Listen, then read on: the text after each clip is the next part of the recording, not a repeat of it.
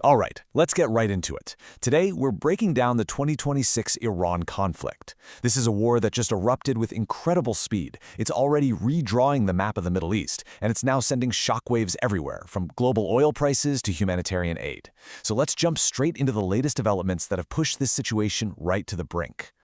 And really, this whole thing just exploded after April 4th, with this incredibly stark ultimatum from the US president. This wasn't just diplomatic talk. This was the final countdown, and it led directly to a massive military escalation.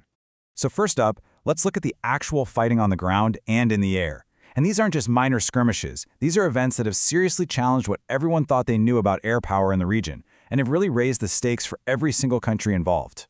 And this was a huge deal, a major blow to U.S. air superiority. In just a single day, Iranian air defenses managed to shoot down 2 separate American aircraft. Honestly, this was a stunning development, and it showed a defensive capability that a lot of Western analysts had clearly underestimated. And when you dig into the specifics, it's pretty telling. First, an F-15E, a really sophisticated strike fighter, was taken down deep inside Iran. Then, an A-10 Warthog, the plane famous for being tough as nails, was hit over the super-strategic Strait of Hormuz.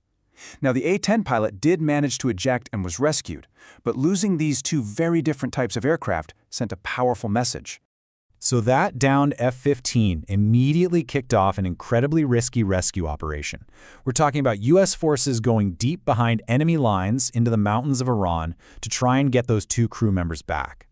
But these high-stakes missions, they always come with immense risks, and not just for the soldiers.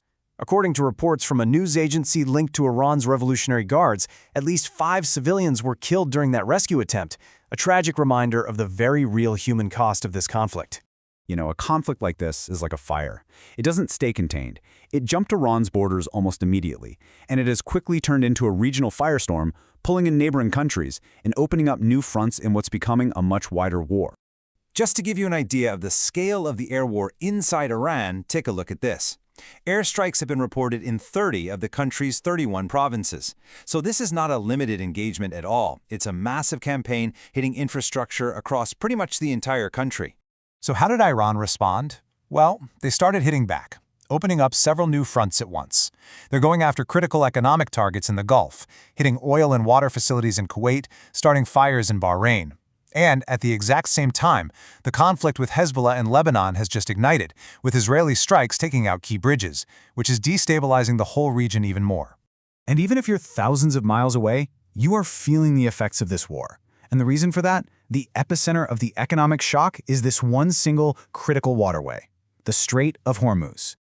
Just look at how quickly this all happened. The war starts in late February, and right away, shipping companies start suspending transit. A few days later, tankers are getting stranded. Then come reports that Iran is laying mines. And by the end of March, bam, Iran formally closes the strait to what it calls enemy shipping. That choke point is now basically a no-go zone. So what does that do to global oil prices? Well, exactly what you'd expect. They didn't just climb, they went through the roof. We went from a pretty stable $80 a barrel, and it just blew right past $100, with projections hitting a staggering $166. That's a shockwave that hits everybody's wallet everywhere. And this is really the crucial point. The strait might technically still be open, but the risk is so high that commercial traffic has effectively stopped.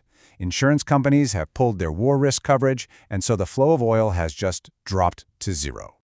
Okay, so we've talked about jets and oil prices, but we absolutely have to talk about the human cost here, because what's happening to civilians is creating a massive humanitarian crisis that's just getting worse by the day. Think about this number for a second. 3.2 million. That's the estimate of how many Iranians had been forced to flee their homes by mid-March because of the airstrikes. These are people who are now displaced inside their own country, with basically nowhere safe to go. And the death toll, it's just heartbreaking. In just a few weeks, we're talking about more than 1,400 civilians reported killed in Iran, and a similarly devastating number, almost 1,400, killed in the fighting in Lebanon. These are staggering numbers for such a short amount of time.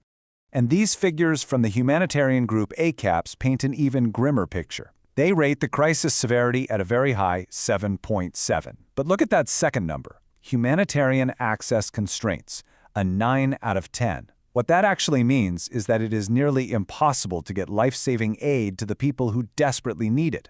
For every 10 attempts to get help in, 9 are failing. It's a near-total blockade on assistance. So, with all this fighting raging, you'd think there would be a huge push for a diplomatic solution, right? Well, that has completely ground to a halt.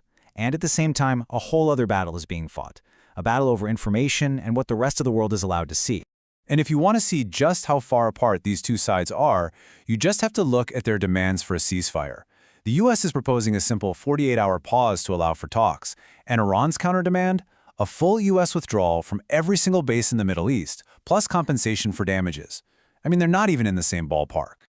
So, yeah, no big surprise here. Tehran has formally and very publicly rejected the American offer. Reports are also saying that Iran isn't even willing to meet with potential mediators. Diplomacy, right now, is basically dead in the water. And this is fascinating. This conflict is also being fought in the information space.